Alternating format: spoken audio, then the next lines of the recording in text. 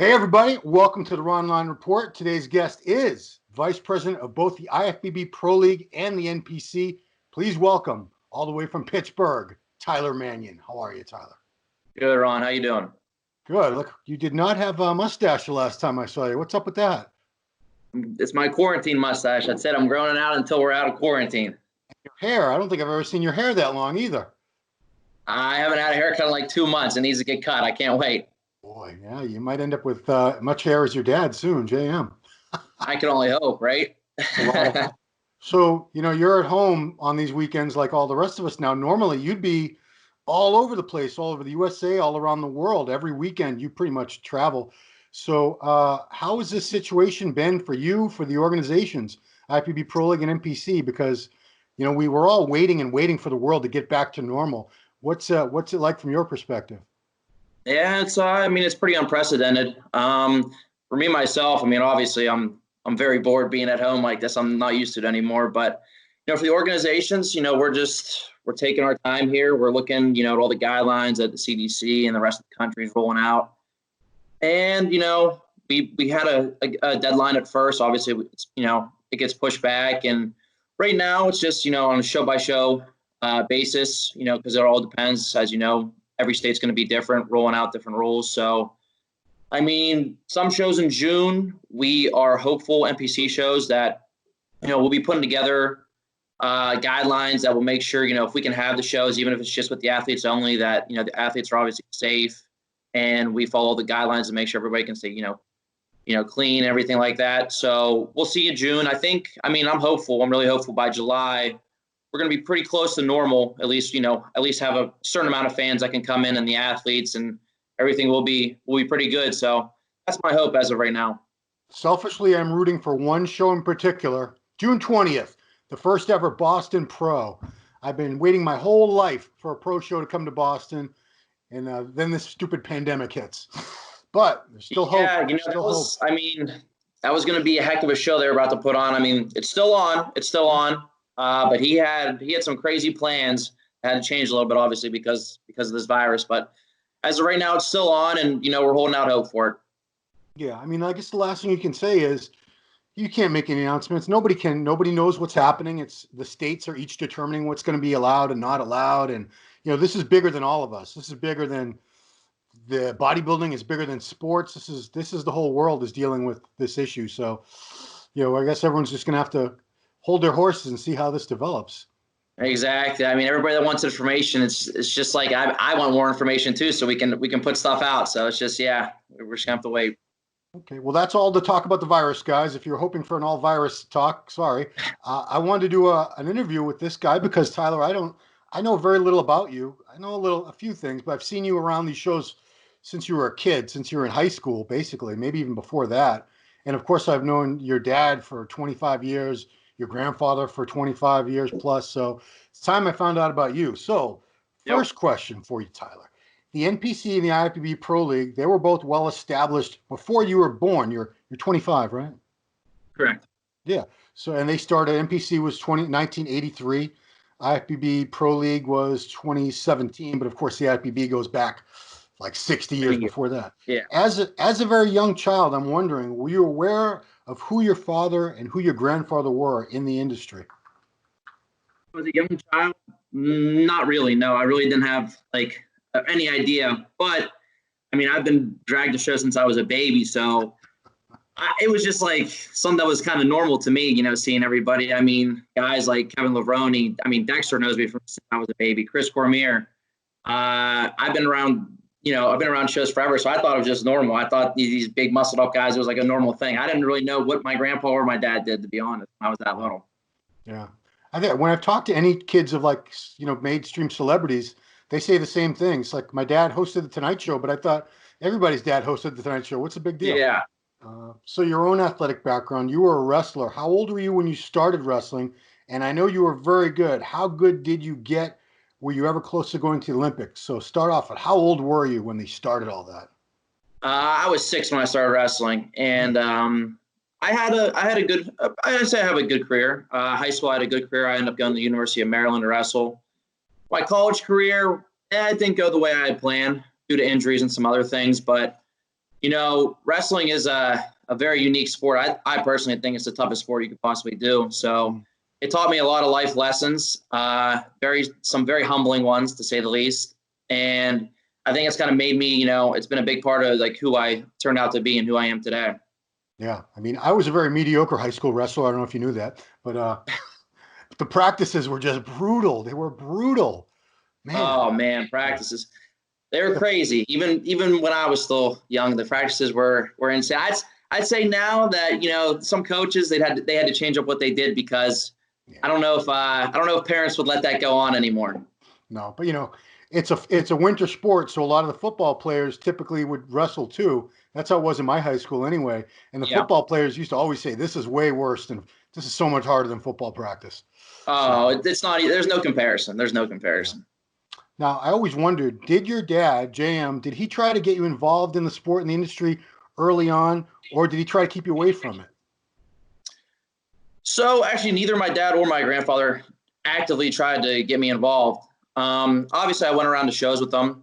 Funny story is the first show that I can remember actually being at and watching, like remember what happened, was the GNC Show of Strength when Gunther beat Ronnie. Oh, wow. Down in New Orleans. Yeah, I was there with my dad and my grandpa. And obviously, as a little kid, I didn't really know who Mr. Olympia was and why it was such a huge deal that Gunther won that show. And I swear everybody was going crazy. And I remember watching it. I was like, oh, that's cool. Like, that was like the first show I actually ever remember seeing, like, and can remember what happened.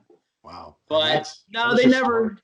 Yeah, it's pretty funny. But no, they never really pushed me. Actually, when I was 14, I went to the Olympia, and that year my grandpa was like, oh yeah, you know what, I'll let you come around with me and all this stuff. And that was actually the last Olympia. I'm pretty sure, at least that's the only time I ever met him, was Joe Weider was still alive, and he was at that as well. So it was very cool that I got to meet him or remember meeting him like that. And I went around with my grandpa the whole weekend. So I stuck with him, not my dad really, but him. Yeah. And I went around. I was a freshman in high school. And after that weekend, I remember I was like, I got back on the plane to come home and sitting there with my dad. And I looked at my dad and I was like, you know what? I think I want to do what I call my grandpa Pa. I think I want to do what Pa does. I think I really want to do that. So then when we got back and then I saw my grandpa again, I told him. And once I told him, he said, okay, well, the same stuff that my mom said, listen, you got to get it done in athletics and wrestling, because that was my main thing. And you have to get it done with the academics. So because at the end of high school, we can talk, as we get closer, to the end of high school, we could talk about it. Yeah. And I held my end of the bargain up. And then that's when he really started taking me around and all that kind of stuff. So that's how I got started. Right on. So, you were around the sport your whole life. You were at these pro shows and seeing these guys. Had to be very inspirational. Do you ever inspired yourself to be a bodybuilder, to compete, or was that something you weren't personally interested in?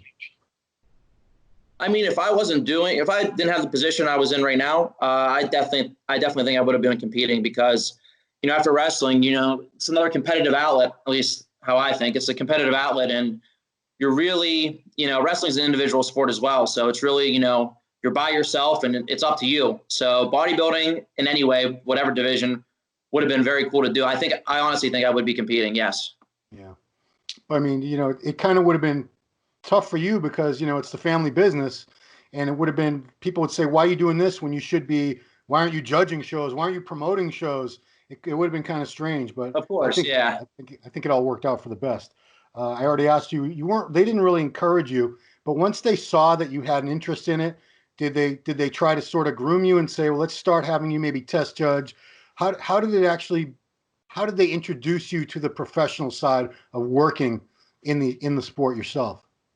So judging wise, when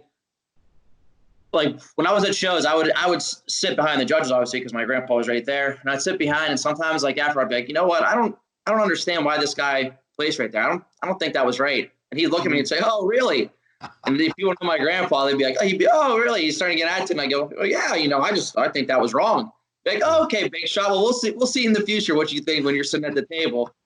And at Pittsburgh shows, when my grandpa's show and at other Pittsburgh shows here, I was able to either sit behind or even sit at the judges' table and just watch and learn how everything was, and especially sitting with Sandy and Steve. And then after about a year of that, I asked at the 2012 USA's because I was test judging at a couple of different shows, and I said, can I actually take like the judge's test and see how I do?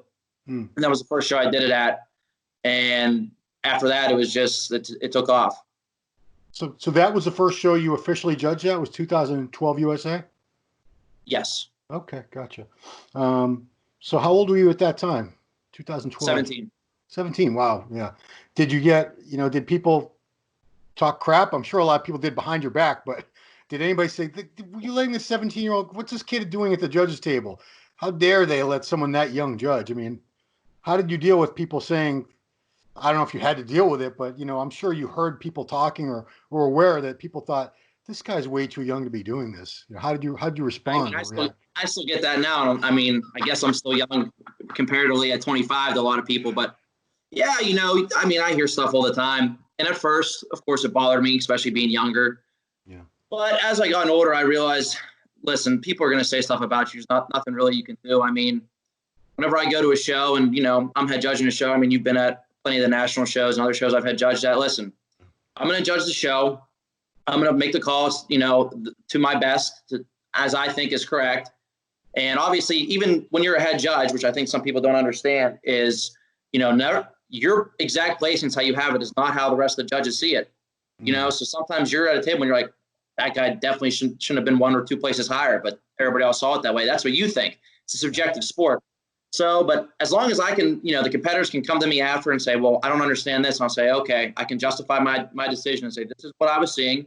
They can say this, they disagree with it. But at the end of the day, I mean, the show's done. I told you the feedback that I have. So it's up to them if they want to work on that feedback and do it, or they want to take it another way, Well, I had this question coming down later, but this I want to talk about judging, because I think I've judged, and it's so hard. It is so, and I tell people, the higher up the chain you get from the shows, local shows, they're not that hard to judge because the people that are good, they stand out very easily. Yeah. Regional shows gets harder. National shows, much harder. Pro shows, oh my God. I don't know how you don't have a migraine headache every time. So how hard do you find judging? Did it get easier over time as you did it more? And is it harder for you to judge amateurs or pros? So that's a good one. So I think it's gotten easier as I went along, obviously, because I mean, you're at so many shows a year. It's like, it gets repetitive. You're ready to go. You're ready to rock and roll. And, I mean, you should know what you're looking for as a judge. So you know exactly what you're looking for when they come out. You're marking stuff down already on the piece of paper. But the hardest shows to judge, I would say, are the national shows, which, USA's nationals are the big national shows, and the biggest pro shows with like the best lineups. Because at the Olympia, the Arnold, the New York Pro, at Tampa, when you have a huge lineup like that, or at the national shows, when these classes are so big and everybody is so close together and clustered, that's when you have to pick out the littlest details and say, listen, this little thing just knocked you down 3 places because everybody is so close. Yeah. So I think those shows are definitely the hardest because of the not only the volume, but the quality is so close by all those athletes.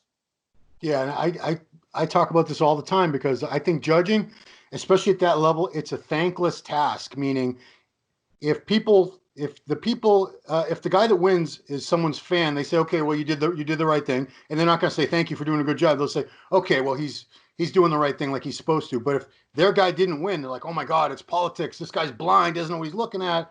And you get to even a show like this last Arnold, Rami has not 1 million. I'm sure he has many millions of fans, and they love the guy, and everyone has their favorites. And so if he doesn't win a show, they're furious and they don't understand, why didn't he win? Why isn't he the Arnold champ? Why isn't he Mr. Olympia? And like I said, once you get to the top 3, top 5 at the Arnold and the Olympia, each one of those guys is so amazing in their own right. If you saw them by themselves, you'd say, my God, this guy's flawless. There's no way anybody's beating him. But you put 5 of those guys up there in a lineup, in a call out, you can't have a 5-way tie. You got to pick 1, 2, 3, 4, 5. Exactly. I mean, I don't even know if that's a question or a comment, but do you find it just I don't know how you do it, man. I just don't know how you do it, because like I said, do you get thanked when you do it right, or do you get blasted when you do it wrong? What's the scenario for you like? So it's definitely way different between the athletes themselves and the fans. Obviously, I mean, that's the beauty of the sport, and I love it because it means our sport's growing. The more fans that want to, positively or negatively chime in about the judging, that means they're watching, which is great, especially for our organizations and our athletes.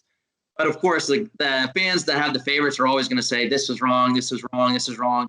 Like I said, it's a subjective sport, so that's the beauty of it. I mean, everybody is entitled to their own opinions.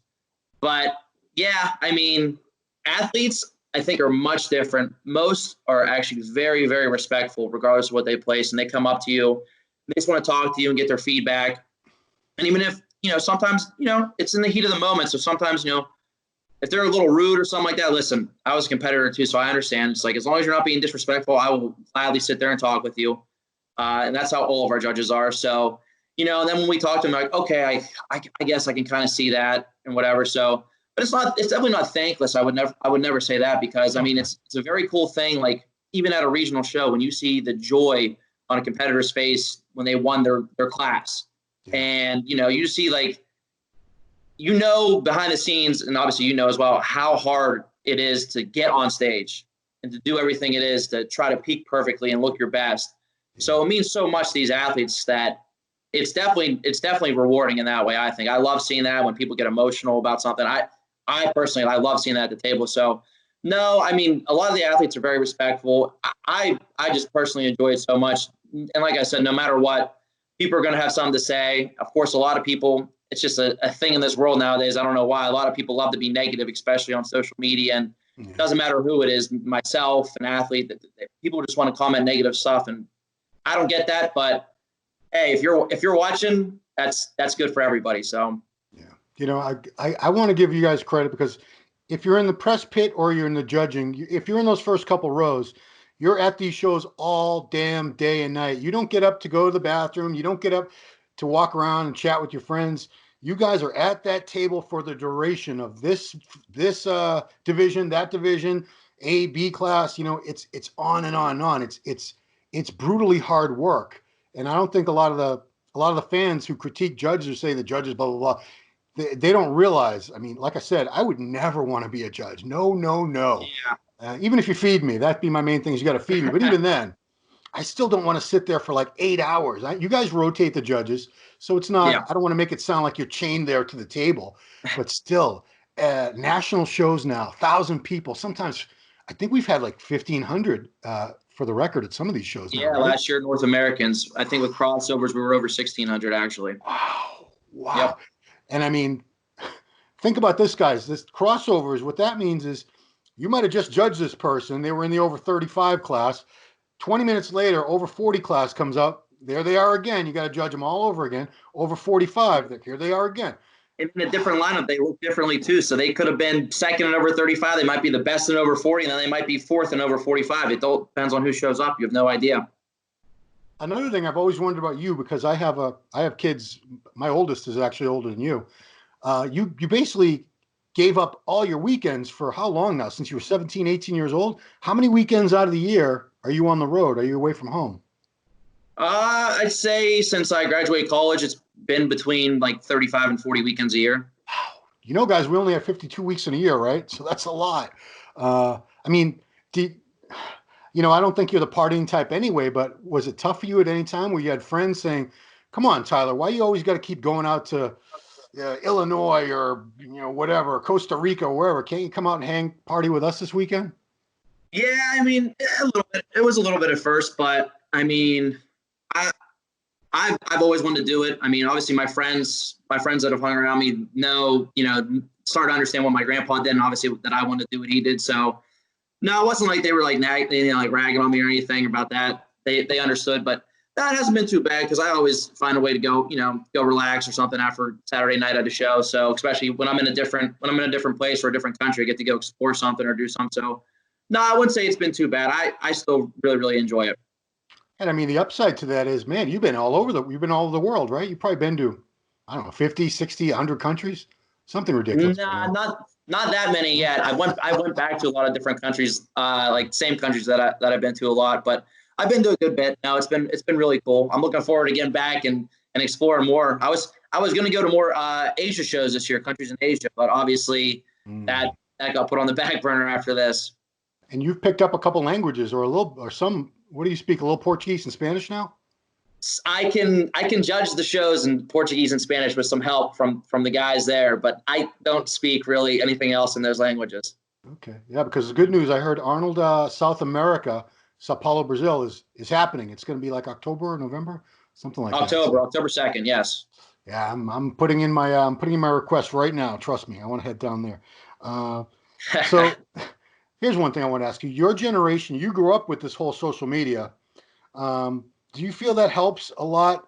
You know, you're the next generation. People say, why'd they pick someone so young to be the vice president of the IFBB and the NPC? I'm thinking, what are you going to pick someone like 45 or 50 to take us into the next generation? You need somebody who's in touch with this whole scenario with all the Facebook and YouTube and Snapchat and Instagram. You know, do you think you're in a better position to help the sport and the organizations move forward than maybe if they had made somebody like my age, given someone my age your job?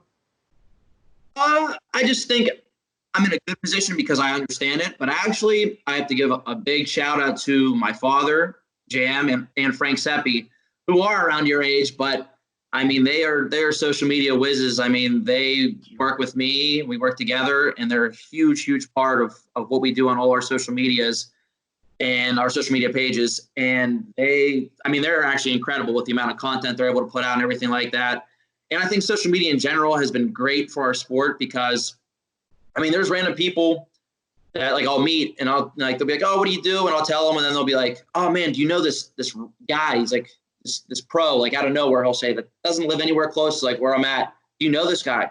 Oh yeah, I know him. Why? He goes, oh man, I follow him on social media. I just started working out now because of him. So I think the reach of our sport has been like grown exponentially from social media because so many more people, even if they don't start really following it, they know of somebody that's in the sport somehow. And it encourages people to start training. And all of a sudden, when they get that training bug and then they're watching a certain guy or a certain girl's page, they get hooked and they get the bug. And then all of a sudden, it just keeps growing. So that's another huge part of it, I think. Yeah, you know, sometimes the crusty old people like me complain about the social media, but you know what? We have so much more access to everybody now. If you want to put out some information about anything, the contest season, you can have that out on your Instagram page, and instantly it gets to the whole world. Anybody who needs that info. Yep. Geez, contest results and pictures, videos, that stuff's instantaneous. When I was starting out, a contest happened today. You didn't see the pictures for 6 to 8 weeks in a magazine. And you had to call up Gold's Gym in Venice. Hey, do you know who won the Olympia last night? Any idea? You know, that's how we did it because we had no other choices. So I think it's overwhelmingly positive, the impact of social media. You're always going to have, you know, something a little negative, but here we go. New divisions.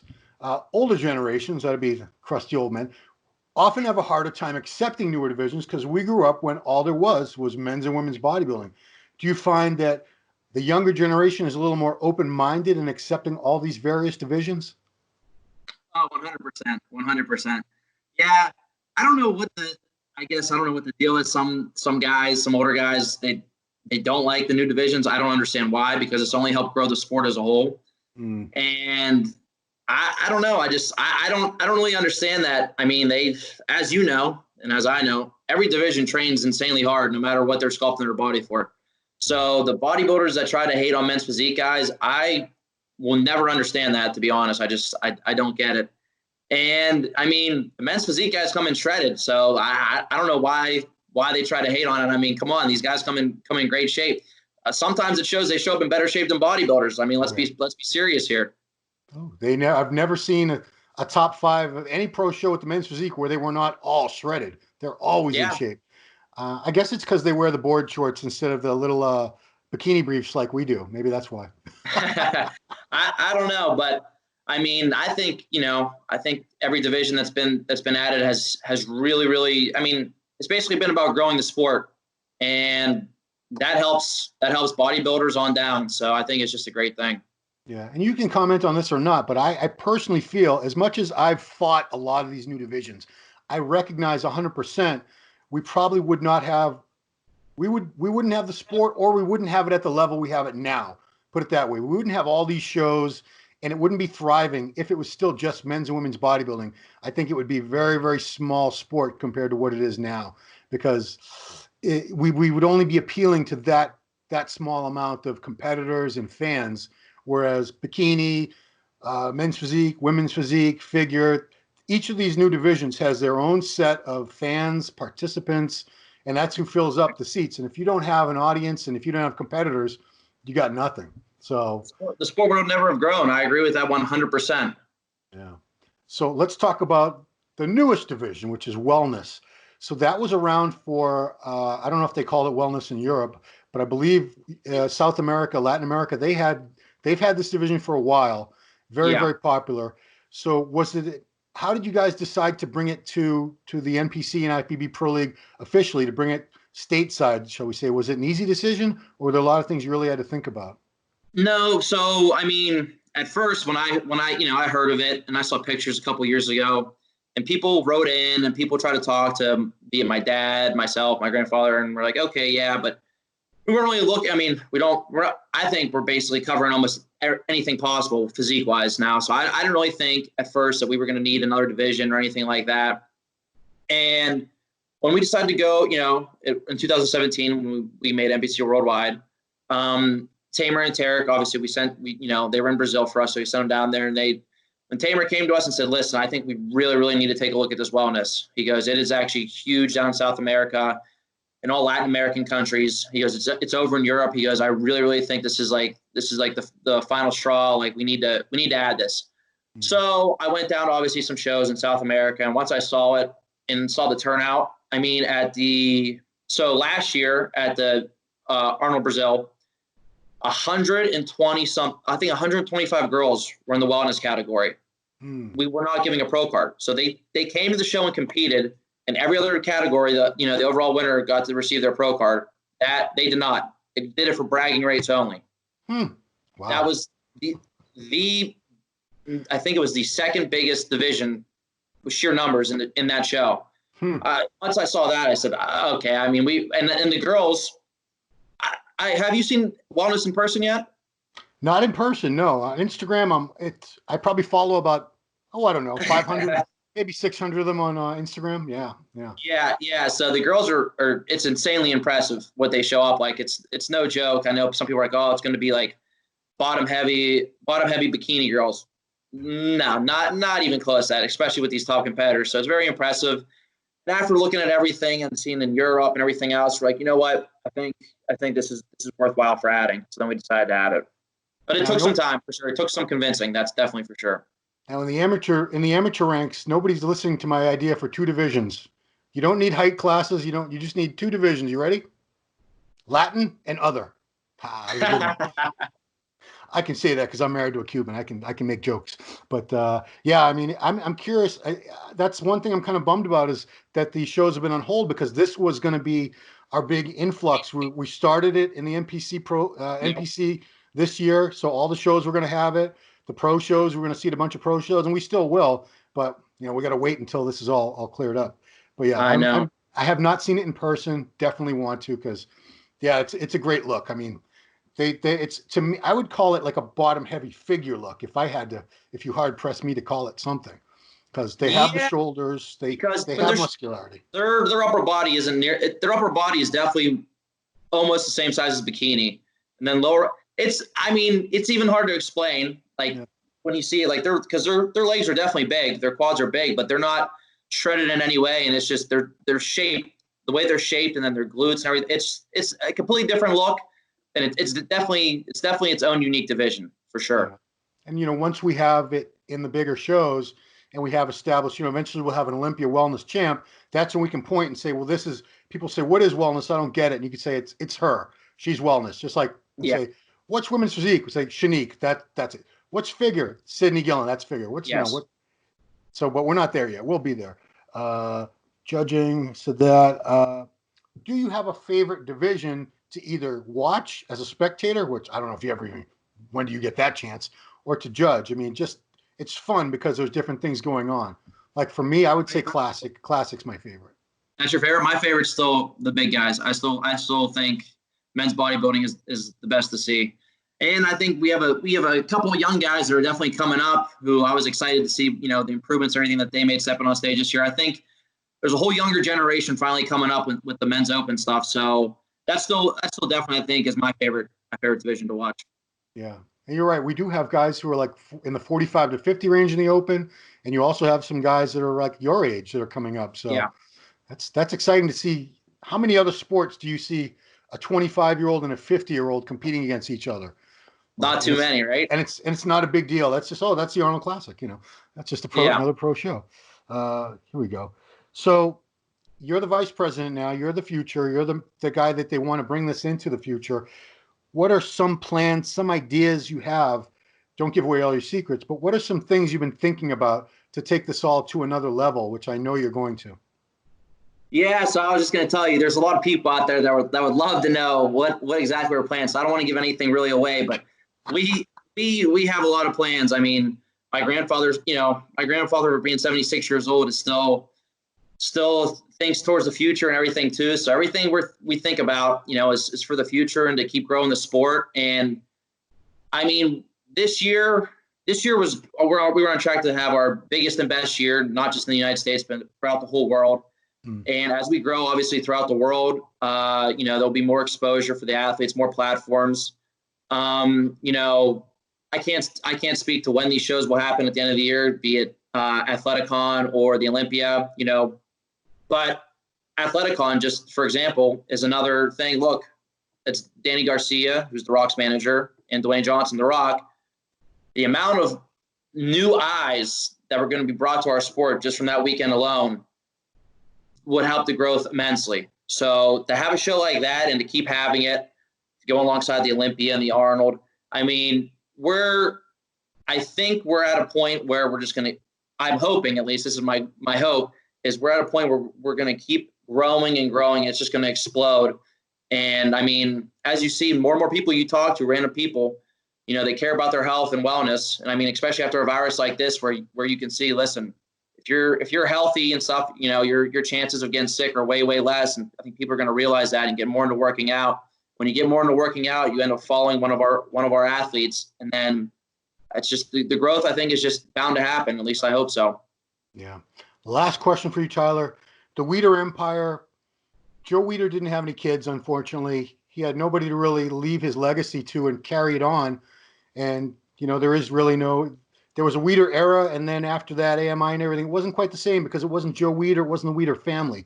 The Manion family, luckily your grandfather had a son and he had a son. And I personally feel the NPC and the Ifbb Pro League are in a better position to move forward and stay strong and have that integrity. And it's not just because you're keeping it in a family, but it's because it's a generational thing where you've been doing this. You've been at these shows since you were a baby. You said, you've literally grown up in this sport. So the NPC and the Ifbb Pro League have someone like yourself to take it into the next generation that has, you have that bond and that legacy that goes back 2 generations now. Do you feel like your organization is in a better position to move forward because you have that continuity? I think so, yeah, and I would hope so too. But yeah, and I think not only just with myself, but we have a lot of judges now that have been coming up that are younger. Not as young as me, but still on the younger side.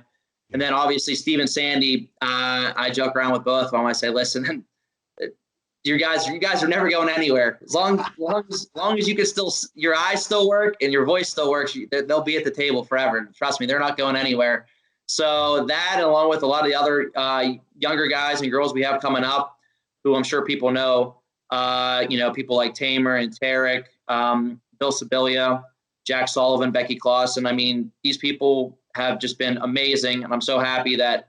I mean, I always say this, I'm extremely blessed. I'm extremely lucky that I found so many good people to be around me, and good people that we have for this organization that truly care about what happens to these athletes in these organizations. So I think we're positioned to go into the future a long time, and we have just a bunch of great people in place. So, I mean, I just think it's great. Yeah. Well, Tyler, I know we're all hoping that the world goes back to normal as soon as possible. I want the gyms opened up. I want the competitors to have a show date they can lock on to and get ready for. And I want to get, sometimes I don't go to many shows like you do at all, but sometimes I sort of get burnt out on it, believe it or not, after all these years. But right now, I'm like, man, I wish I could go to a show. I wish I could Yeah. just go to a show and just be around all those people because that's our family. You know, I don't. Those are the people. I see these same people at every show, and you see them year after year, and it's you really start to miss these people and the whole experience and the whole atmosphere of it. So I'm really hoping we can get back on track very, very soon. I So agree with you 100% there. I can't wait to get back to the show. yeah, I Can't hope wait. to see you soon in person, Tyler, not just on these computer screens.